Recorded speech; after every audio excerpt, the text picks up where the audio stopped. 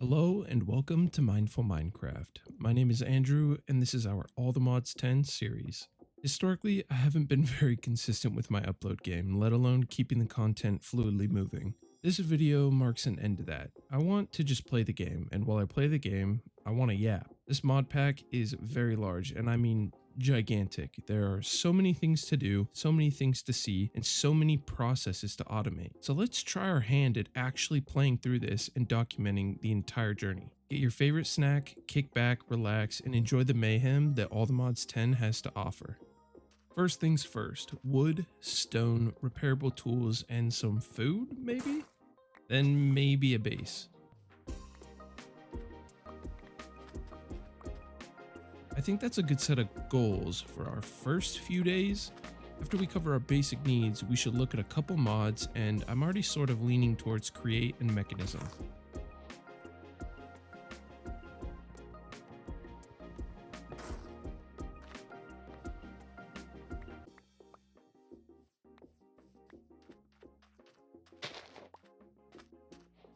Now, we can play this slow or we can rush through the pack, and I for one want to play slow, and personally just enjoy every last bit of this pack. With that being said, create and a bunch of cool farms seem like the perfect fit for this series. Once we finish gathering some of these resources, we can try to find a little spot to settle down. That'll be where we build our first building, make our first couple of farms, and set up our first mine.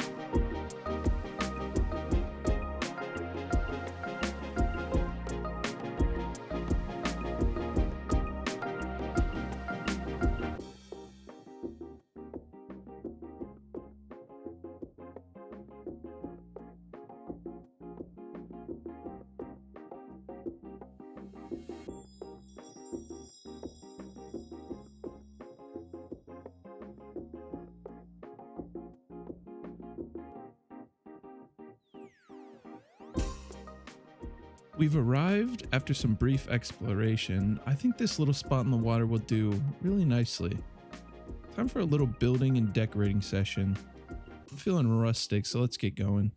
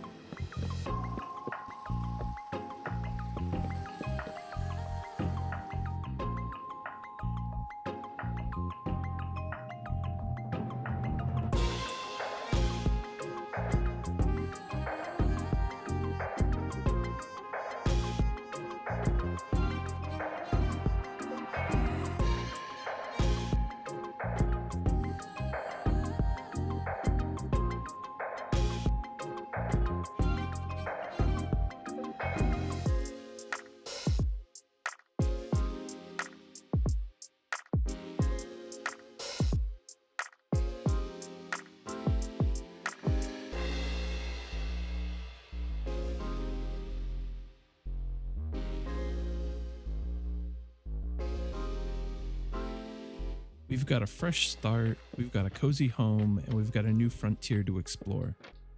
But first, I want to talk to y'all while we build our starter farms. What better time to plant the seeds and water our own gardens is there? Let's get into this week's mindful moment. Something about the beginning of every Minecraft world just stands out. I miss the days of the Xbox 360 survival worlds with my friends, and nowadays these modded worlds give me the same feeling of nostalgia I'm looking for. The level of wonderment when starting out is just as powerful. You know, sometimes I think we tend to ignore our yearning for nostalgia, or we just write it off and assume we're being childish or something. Other times, I think we just don't want to deal with the aftermath of nostalgia. Nostalgia can be equally as painful as it can be refreshing, but it can remind us of a time where we had no worry, and it often reminds me of a time where I was able to just be. That nostalgic walk through the neighborhood you grew up in can definitely hurt. Not all memories are good memories, but all memories are formative memories. Just strolling through memory lane can remind us of how we've grown, where we've gone, and how we can still remain connected to the places and the things that were a part of our past selves. It's a chance to practice gratitude, and it's a chance to heal old wounds. I think it's very important to reflect on some of these harder feelings that we have, and I'm happy I can share with you all. If you feel comfortable sharing, go ahead and leave a comment about your favorite childhood memory down below. I'd love to see what sort of nostalgic moments we all share. Next up on our list is we need to get to crafting. What are we crafting, you may ask? Well, a cool knife, a nice backpack, and an early game slime source. Many of you may have some experience with the Create mod, so you know about contraptions. But if we want to make our own contraptions, we need slime for superglue. With Pam's Harvest Craft added to this pack, we have access to the aloe vera plant, and if you know anything about aloe vera plant, it's probably that it's slimy. With this plant, we can use 3 aloe vera per 1 slime ball craft, and eventually we'll be able to have a fully automated slime farm. But right now, we just need to get the aloe vera seed, and I have just the solution. I'd also like to say that I've done a tiny bit of exploring on my way to our new home, and I found a few things. This pack has so much loot built in, honestly. We are going to acquire way more as we keep going. To craft our Farmer's Delight knife, we need a single flint and 1 stick. When we craft this knife, we are going to be unlocking the ability to get secondary drops from mobs and harvest straw from grass and crops. We're going to get into Farmer's Delight later, but for now, this is just a nice tool for us to get more bang for our buck. Next on our crafting list, a sophisticated backpack. For this, we're going to need 1 chest, 4 string, and 4 leather. This is going to get equipped into our backpack slot, and we can keybind the activation. It is super handy. Another cool feature of these backpacks is how we can upgrade them. These backpacks are tiered into copper, iron, gold, diamond, and netherite variations. With each tier, we gain 1 chest worth of slots, and we gain upgrade slots within the backpack. Each upgrade has a special utility or benefit, and it can get pretty out of hand pretty fast. Moving on from that, we have farming for blockheads. This mod provides us with a market block. We're just going to need 5 logs of any kind, 2 planks of any kind, and 1 red wool. Once we make this, we'll be able to pay 1 emerald to the market and receive 1 aloe vera seed, and it's game on. Next up in our little crafting adventure, we need to craft up our silent gear tools and our repair kit for said tools. The first thing we need to do in this process is craft a stone anvil. It's very simple. We only need 3 cobblestone and 1 dirt. Let's craft this up and put it down. And place at least 1 log on top of the stone anvil. Now we just need to take our Farmer's Delight knife we made just a second ago, and then we right click with our knife. Now we have our wooden template boards. Next up, we just need to take our 5 wooden templates, 1 stone variant of any kind, and 1 stick. We can make our very first crude repair kit. Let's take our vanilla tools and put them into the crafting window. This will convert them into silent gear variants. Now they're going to be modular and repairable. Now to fill a repair kit, all we have to do is just surround it in the crafting window with stone, and voila, you now have a fully repairable mining setup for the early game. Now that we've got all of our crafting for the moment done, We've got our sophisticated backpack, our farmer's delight knife, and our market block. And we also have our repairable tools. Now we can move on. When we put the market block down, we should wait and see what happens. A weathered sail person is going to fall out of the sky and just land with a big oof. Every time I see this, it feels a little cursed. But if we right click on the market, we can search for pretty much anything that has a seed or sapling. And our aloe vera seed is going to cost us an entire emerald. Let's go plant this, and when we get back from mining, we should be able to harvest it and make some more seeds with our harvest.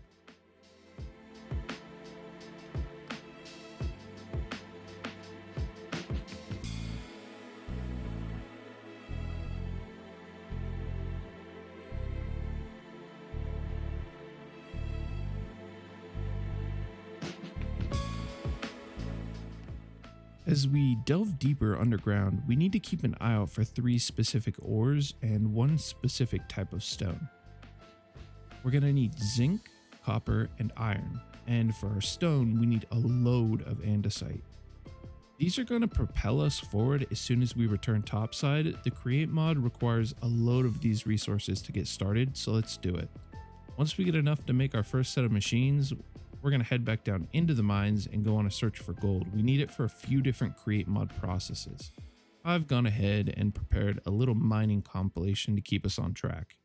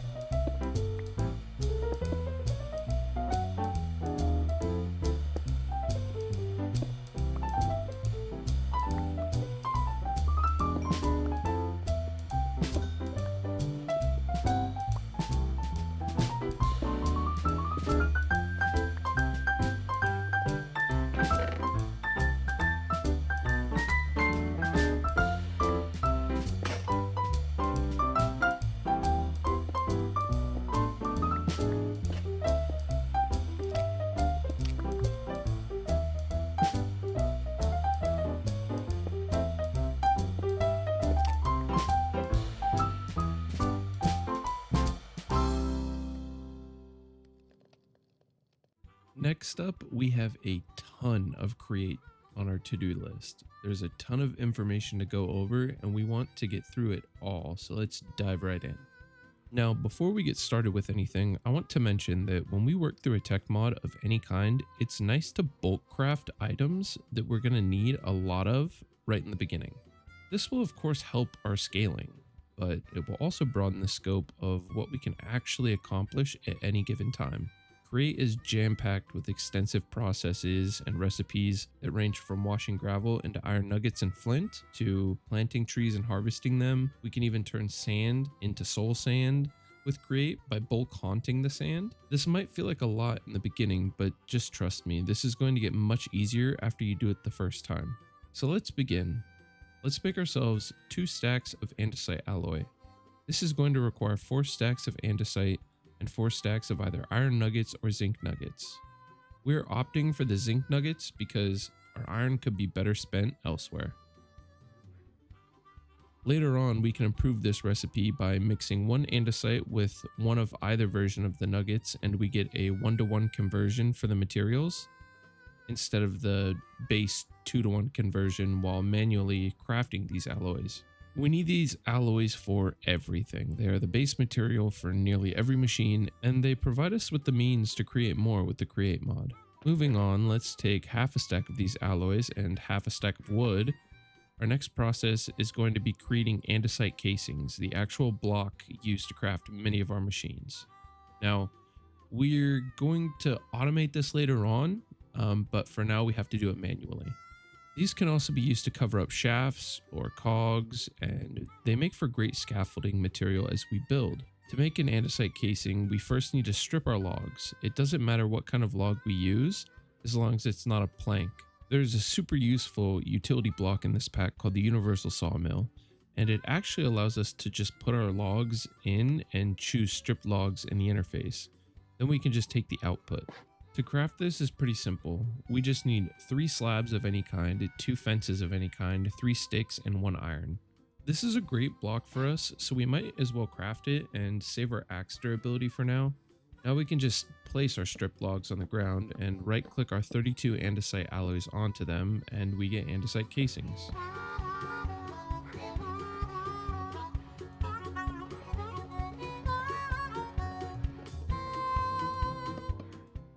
To pick these up quickly, go into your quest book and navigate to the Create tab and collect your wrench.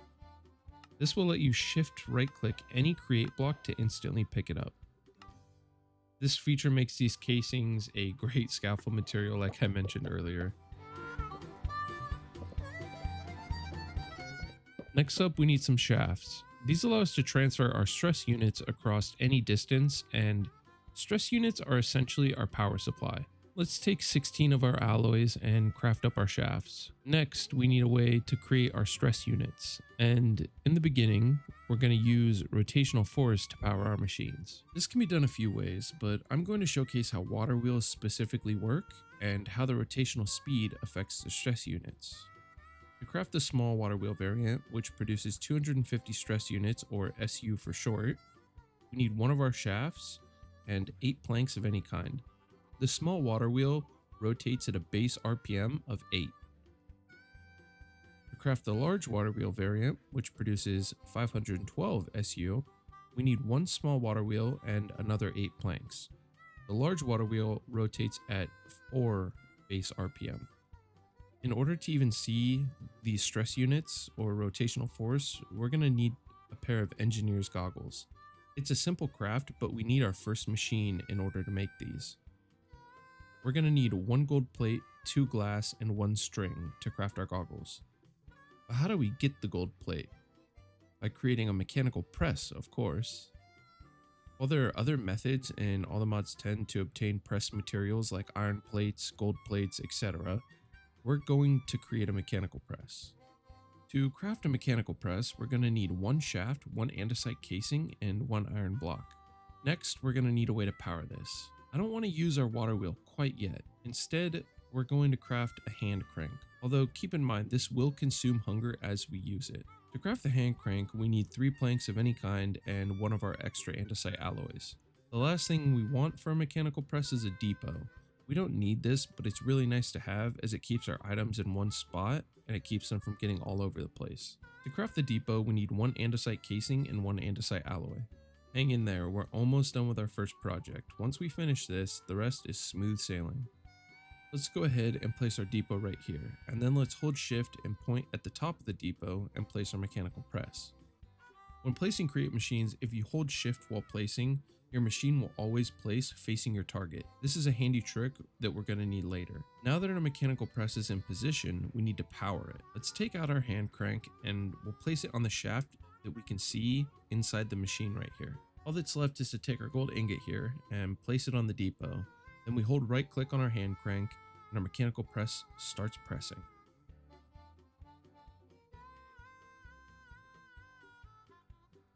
Now we've got everything we need to craft up these engineer's goggles. Let's do that and then we'll get started on water wheels.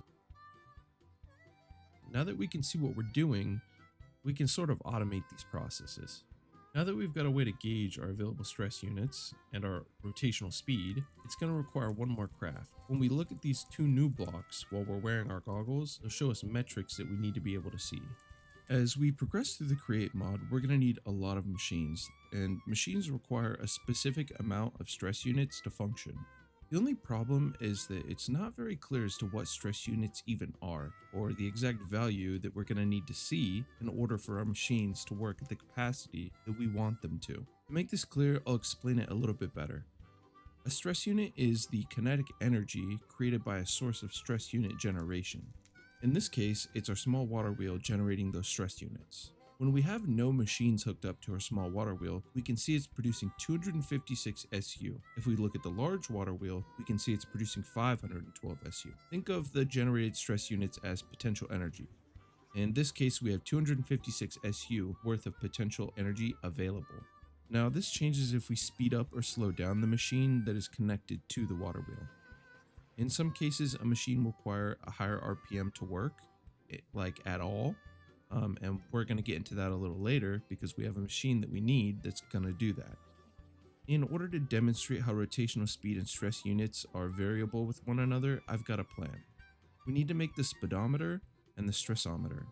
This is simple. We actually just need to craft 2 speedometers, which requires 1 compass and 1 andesite casing per block. Now that we have both of these speedometers, we need to take one, put it back into our crafting window. It'll convert into a stressometer. The stressometer is going to read the strain of our final output, and the speedometer is going to read the speed of our final output.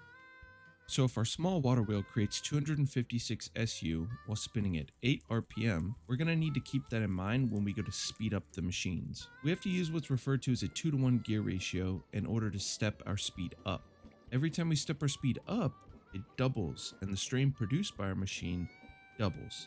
So remember, a good rule of thumb is 2 times the speed equals 2 times the strain. Now, to do this, we're going to need cog wheels. And these are another craft that I would say we're going to need a lot of. So let's take 16 of our shafts and 8 planks, and we'll receive 8 cog wheels. Then we'll use 16 planks with our remaining 8 shafts, and we'll make 8 large cog wheels. These cog wheels work as such. A large cog wheel to a small cog wheel equals RPM increase and strain increase. A small cog wheel to a large cog wheel equals RPM decrease and strain decrease. For each gear in our ratio, our speed is directly increased or decreased by a 2-to-1 ratio. So if the gear connected to the small water wheel is a large cog wheel, that large cog wheel has more surface area. It rotates at 8 RPM. It is then connected to a small cog wheel. The small cog wheel's new speed is 16 RPM because in the time of 1 full rotation of the large cog wheel, the small cog wheel has completed 2 rotations. So if we need at least 32 RPM to power our mechanical press at a reasonable rate, and we only have 8 RPM, we're going to need to gear this up 2 times. We go from 8 RPM to 16 RPM in the first ratio, and then 16 RPM to 32 RPM in the second ratio. Each time we complete one ratio, we're going to have to right-click the last cog wheel with an andesite casing in order to stop it from attaching to the next highest speed ratio. If we don't do this, our gear ratio can break, and sometimes it can be confusing as to why. Each time we gear up or down, our output side is going to alternate, and that side has the target RPM. So if we were to connect our next gear, stepping the ratio up, it will connect to the slower RPM ratio behind it and break. Always make sure to take advantage of the andesite casings like this, or you'll have a much larger ratio than you need and many more headaches. Let's check our speedometer now and make sure we're at 32 RPM. To do this, we're going to place our speedometer on the final output of our cog wheels here. Now that our final output is at our desired speed, we can connect our mechanical press. And now we no longer have to manually process our plates and sheets. Each action that this mechanical press performs now will only take 3 seconds, and as early game is concerned, that's pretty good. But there's one more style of machine that I want to show you, but this one relies on a cog wheel in order to work. We can mix things up with Create, and we're going to need a mechanical mixer. In order to craft this, we're going to get introduced to our first machine part. But before we set this machine up, we need a few more items to transfer our stress units and rotational force down our line of machines. Let's take 16 small cog wheels and 4 andesite casings, and we're going to get 4 gearboxes. But we need to transfer our power vertically and change its direction. So let's take our 4 gearboxes and put them back into the crafting window to convert them into vertical gearboxes. Directly after a speedometer, let's place 1 vertical gearbox and then a shaft. After that, let's place another vertical gearbox and a shaft parallel with the shaft below. Once we have our power running parallel, we can extend our shaft over our mechanical press, and we can place 1 more vertical gearbox diagonally adjacent. On the bottom side of the gearbox, we need to place 1 small cog wheel, and that's it. With our rotational force extended where we need it, we can now move on to craft our mechanical mixer. Go ahead and grab 5 iron ingots and bring them over to the mechanical press. Go ahead and place them on the depot and watch the press do the work.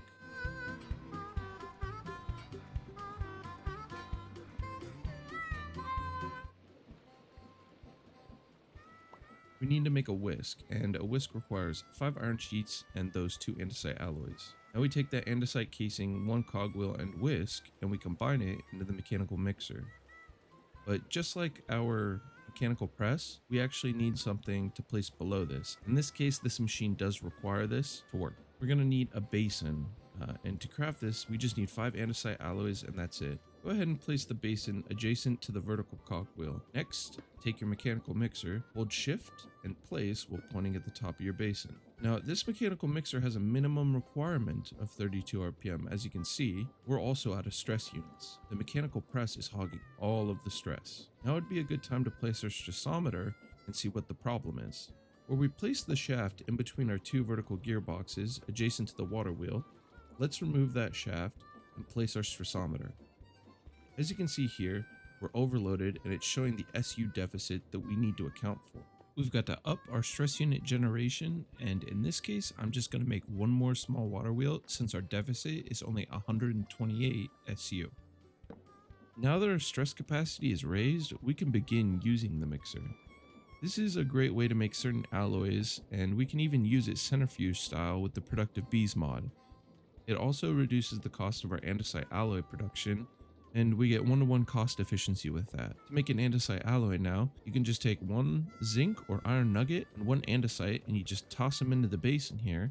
Once they're both in there, the mechanical mixer will start to go to work and mix up 1 andesite alloy. You no longer need 2 nuggets and 2 andesite for 1 alloy.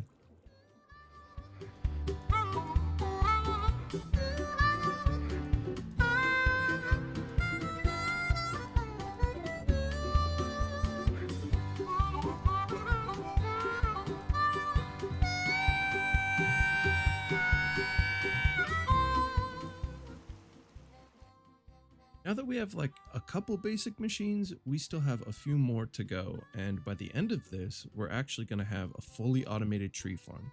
But to do that, we need to understand how each piece works. Don't worry, I've got this all covered. Next up, we're going to need a mechanical saw, and this is only going to cost us 3 iron plates, 1 iron ingot, and 1 andesite casing. These saws are such powerful tools early game, especially in mod packs without Ultimine. This machine can fell trees for us, and all we have to do is use a hand crank. Eventually, we can even automate certain crafting recipes and log stripping with these saws, or we can make a minecart contraption with storage, attach a saw, and send it off into a tree for ultimate efficiency. We're going to make some cool minecart contraptions later on in the series, but for now, let's stay on track.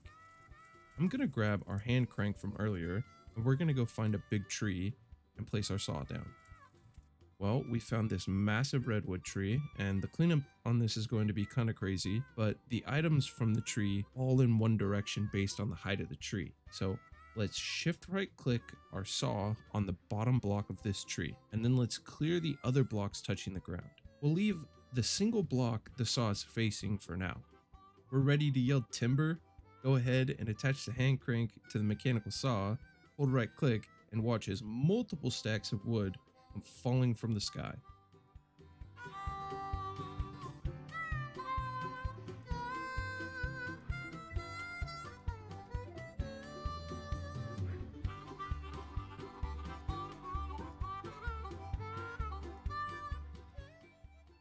Now, I think we're ready to put this saw in motion and make our own automated tree farm. We need one more special machine for our automated tree farm, the deployer. The deployer requires a brass hand, and this is another machine ingredient. This is going to be made in combination with a few other machines we've already prepared. Luckily, we've already got our mechanical mixer sorted out and our mechanical press sorted out. It's important to note that brass is another vital material for us in the Create mod, as brass is used for all of the smart variations of logistics and machines. So we're going to need a lot of brass. Let me show you how to process our zinc and copper into our first major alloy. There's a few different methods for making brass in all the mods 10, but we're sticking with Create. This means we're going to need a blaze burner, and that means we need to make a trip to the Nether to find another fortress and a blaze spawner.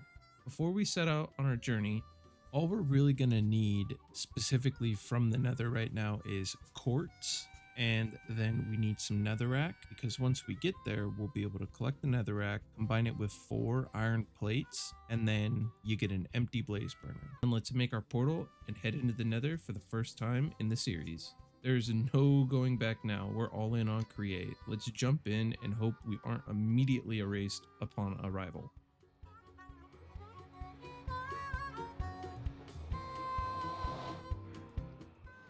We have landed safely. Let's get to stepping. After a bit of exploring, we found our way to another fortress and gotten ourselves to a blaze spawner. Now, this is the main reason why we came to the nether, but we also need a few things from here anyways before we leave. On the way here, I found a bastion that has a guaranteed netherite smithing template at the bottom. I just made a staircase down the center and took my hard-earned loot. We're gonna need this later on, but for now, we're gonna stow it away and keep on with create. Now that we're here though, I'm just going to take our empty blaze burner and fill it by right clicking on the blaze spawner here. Now to make an empty blaze burner, we just need 4 iron plates and 1 netherrack. Now we've got our filled blaze burner and we're able to get this home. I brought a waystone with me, and once we make our brass, I'm just going to come back here with the brass pickaxe from Silent Gear. The brass item modifier is silky, and it's going to allow us to actually scoop up this blaze spawner with silk touch. But first we need the brass, so let's get home and get our mixer set up to accommodate the heating recipes. This is it right here, the momentous moment where we unlock the ability to deploy blocks and automate to our heart's content. This unlock means more than you know. We can make an early game mining contraption, and it's pretty much the pinnacle of create early game. We also need to make sure that we grab some nether quartz before we leave, so I'm going to go do that real quick. Now, we've got to make 2 special machine ingredients in order to craft our deployer. We need an electron tube and a brass hand. The electron tube is going to be the most processed machine ingredient that we've made so far, because we actually have to make some sandpaper and rose quartz. To make rose quartz, we need 1 nether quartz and 8 redstone dust. To make sandpaper, you guessed it, we need sand and paper. This sandpaper has a durability of 8 uses. However, when we're done with this, we can use the sandpaper in the deployer and we don't have to do this manually. We just need to take our 1 rose quartz and put it into our offhand. Then we take our sandpaper and hold it in our main hand and hold right click. Now we just need to combine our polished rose quartz with 1 iron plate and we have our electron tube. It's time for brass. First, we need to take our blaze burner and we need to place it directly underneath the basin. Then we add any combustible fuel and our blaze burner is now heating our basin. Now we can take 16 copper ingots and 16 zinc ingots and toss them into our basin. Our mechanical mixer knows our blaze burner is running and it'll begin mixing. Keep in mind that this recipe is at a 1-to-1 efficiency. For every combined copper and zinc ingot you put in, you get 2 brass ingots. Now let's take 4 of our newly made brass ingots and place them on our mechanical press to receive 4 brass plates. And then let's go make our brass hand. We're just going to need 1 andesite alloy and the 4 brass plates. There we go. We've got all of our machine ingredients ready and we're ready to craft our deployer. Just take your electron tube, an andesite casing, and the brass hand and combine them into the deployer. We've made so much progress with Create today, and we haven't even scratched the surface. Let's set this deployer up and I'll show you a cool machine combination that can make our andesite casings without us having to touch a thing. After that, I think we should move on to make our fully automated tree farm and close out this episode. First things first, I need more stress units, so I'm gonna set up a large water wheel setup to keep us uninhibited from an overstressed system. I'll see you in just a moment with more stress units.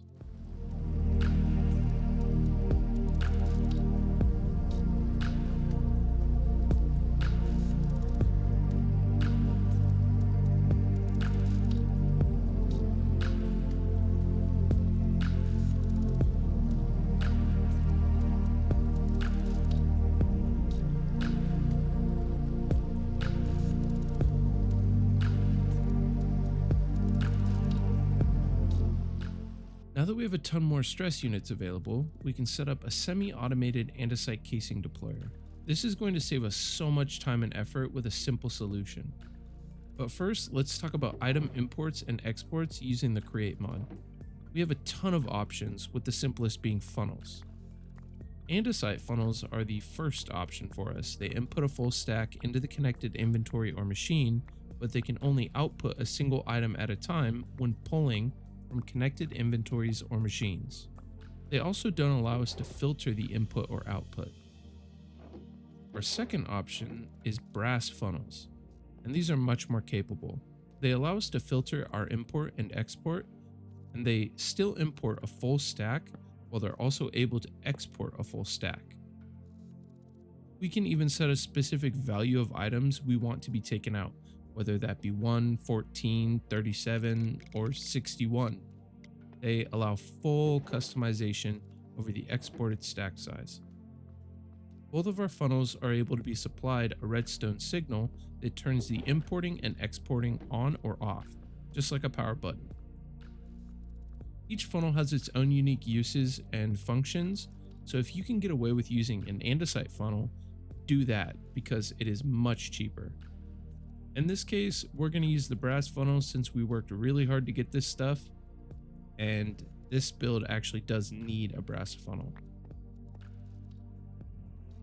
To make a stack of 2 andesite funnels, we need 1 andesite alloy and 1 dried kelp. It is super cheap. To make a stack of 2 brass funnels, we need 1 electron tube, 1 brass ingot, and 1 dried kelp. Getting back on track here, let's gather up the rest of the materials we're going to need for this andesite casing project. We're going to need 3 barrels, 1 brass funnel, 1 depot, a few extra shafts, 2 vertical gearboxes, 1 regular gearbox, 2 hoppers, our mechanical saw, and our brand new deployer. Oh, and don't forget your wrench, whatever strip log variant you're going to use for your casings, your andesite alloys, and an andesite casing so that we can set the filter on our brass funnel, mechanical saw, and deployer. I want to mention that for the automated tree farm we're going to be building, we can't use spruce for this specific setup due to the way that the trees grow in a 2x2 pattern.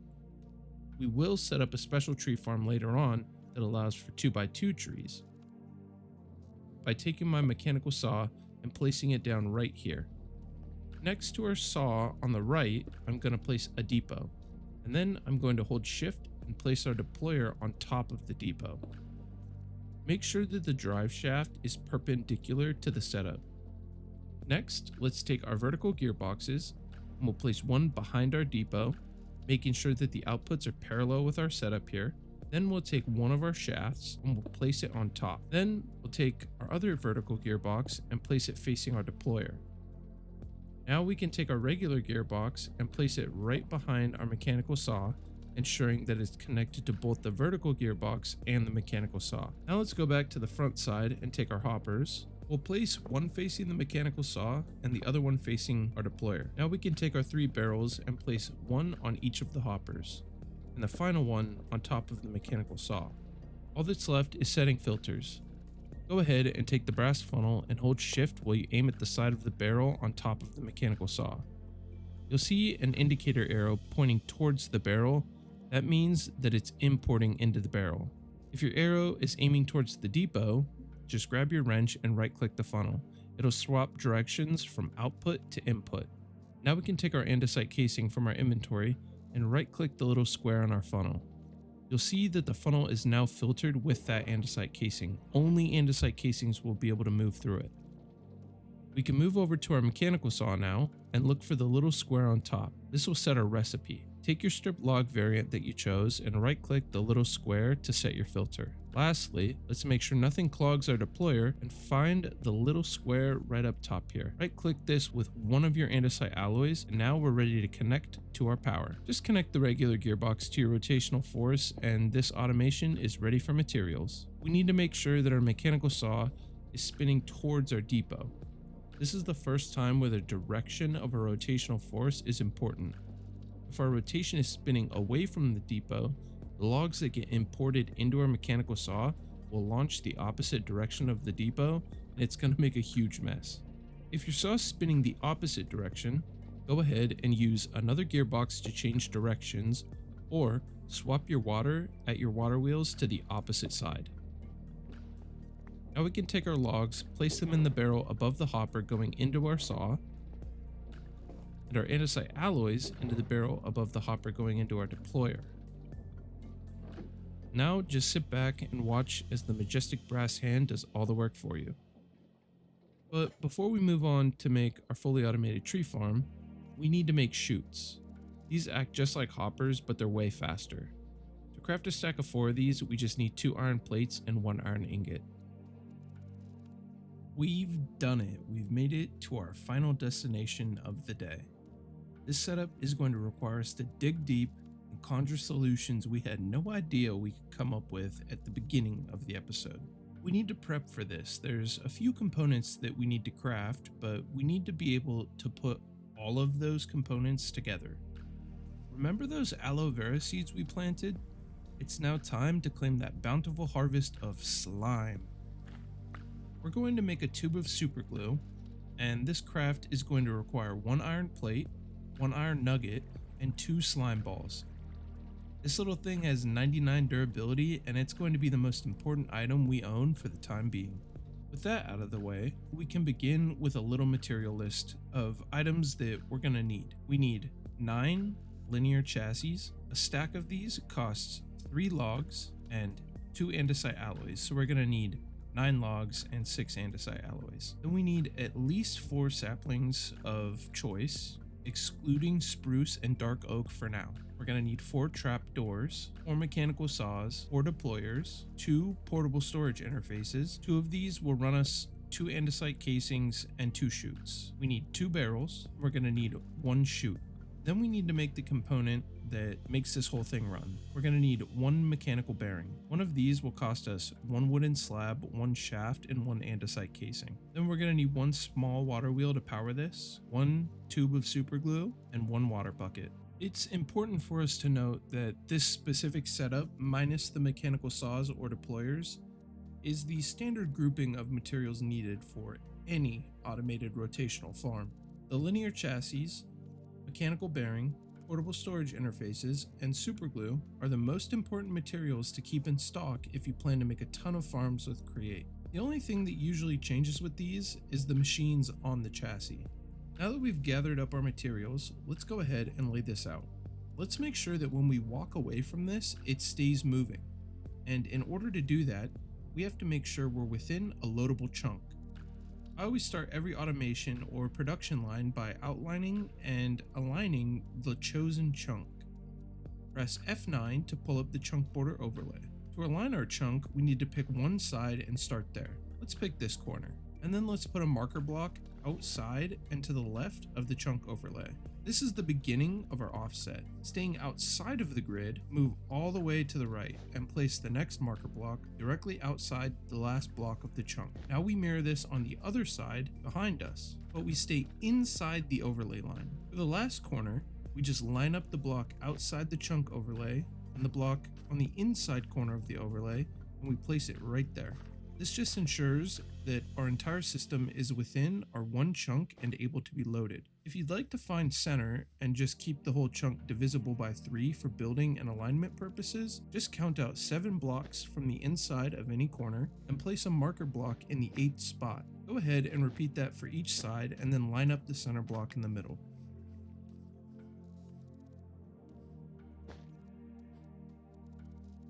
I'm going to divide our entire chunk into quarters and then center our mechanism right smack dab in the middle of the chunk.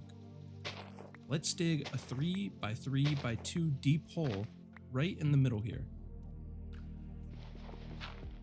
Then let's place our water wheel right in the center.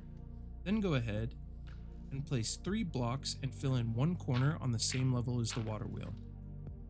Now we place our water in one of the empty corners touching the dirt we just placed. Keep note of the direction the wheel is spinning. Now we can take our mechanical bearing and place it on top of the water wheel. Then we can fill in all of the corners. From here, we need to take our trapdoors and place them on these empty spaces, but make sure that when they open, we can still access the mechanical bearing.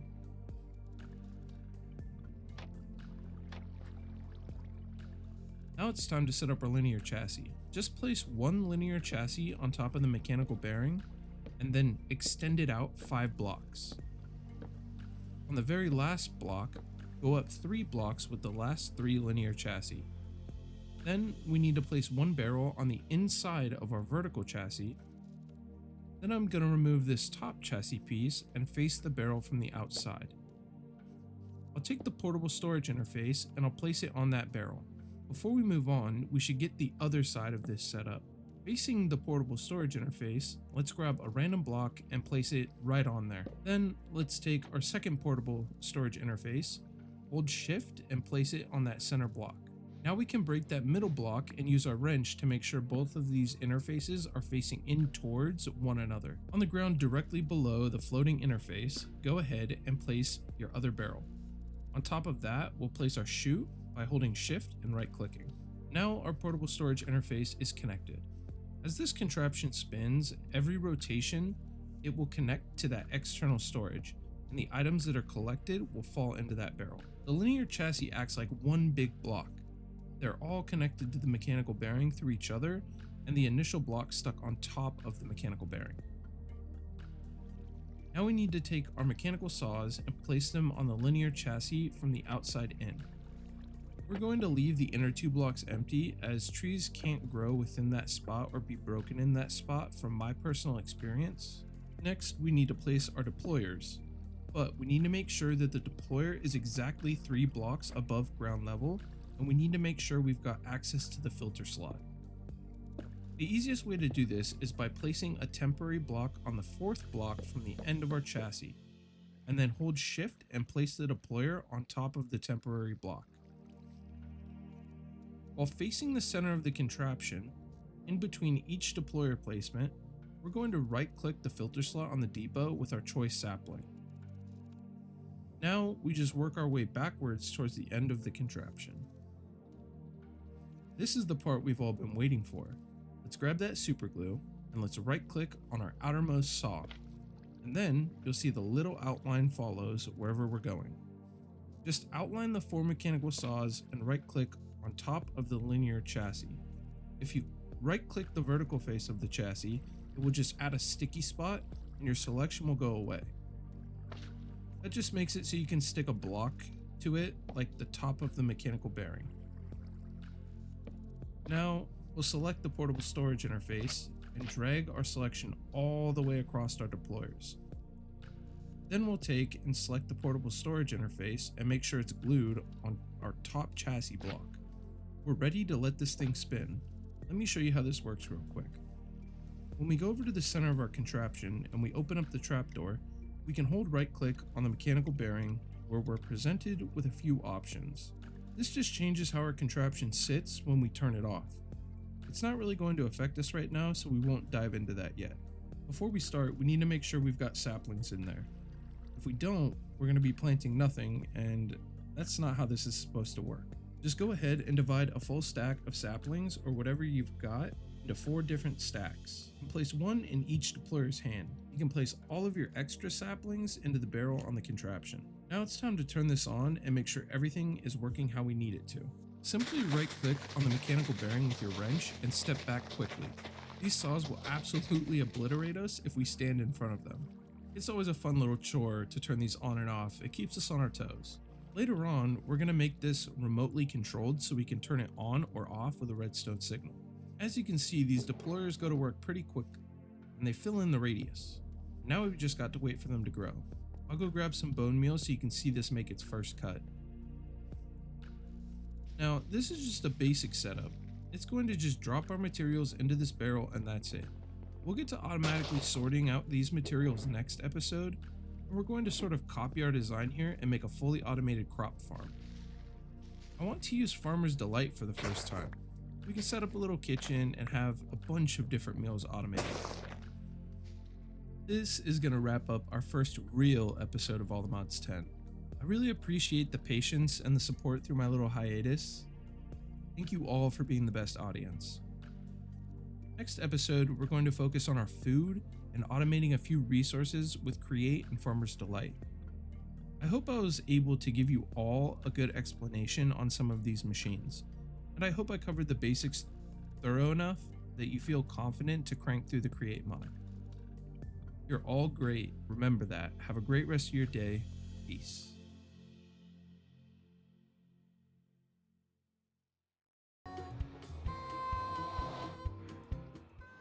We have landed safely. Let's get to stepping.